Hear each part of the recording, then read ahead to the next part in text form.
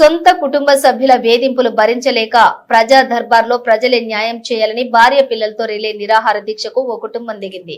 వివరాల్లోకి వెళితే నిర్మల్ పట్టణంలోని సాయి కిరణ్ అనే వ్యక్తి తన తండ్రి చందుల ఆసన్న, పెద్ద కుమారుడు చందుల సాయన్న, తమ్ముడు చందుల సాయి చరణ్, చందుల క్రాంతి కుమార్, సాయి కిరణ్ పెద్ద అక్క కుమారులు వసంత్ కుమార్, లవన్ కుమారులు దాడికి ప్రయత్నించారని సాయి కిరణ్ ఆవేదన వ్యక్తం చేశారు.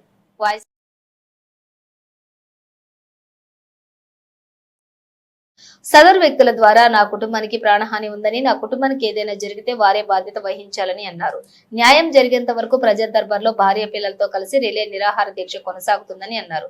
ప్రజలే తనకు న్యాయం చేయాలని ఆవేదన వ్యక్తం చేశారు. నలుగురు కుమారులం.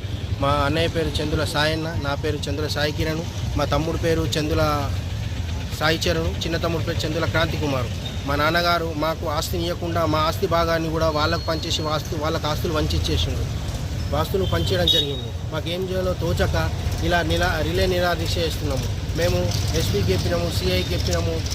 మళ్ళా మొన్న 3 నెలల క్రితము డి శ్రీనివాసు మరియు అర్కార్ రాజేంద్ర బుధార్పేట పెద్ద మనిషి సమక్షంలో కూడా పంచాయతీ నిర్వహించడం జరిగింది. ఆ పంచాయతీ తీర్మానాన్ని కూడా వాళ్ళు కట్టుబడి ఉండడం లేదు. ఆ పంచాయతీలో అర్కార్ రాజేంద్ర అనే వ్యక్తి మాటికి మా సమస్యలు తలదూరుస్తూ ఈ యొక్క సమస్య పరిష్కరించకుండా చేస్తున్నాడు. ఆయన బెదిరించకుండా చేసుకుంటా నేను మాజీ లక్ష్మీనెట్లో అన్న విధంగా మమ్మల్ని బెదిరింపులకు పాల్పడుతున్నాడు. సాయన్న అనే మా అన్నయ్య గారు, చంద్రుల సాయన్న అనే మా అన్నయ్య గారు జర్నలిస్టు. ఆయన 9 టీవీలో పనిచేస్తాడట.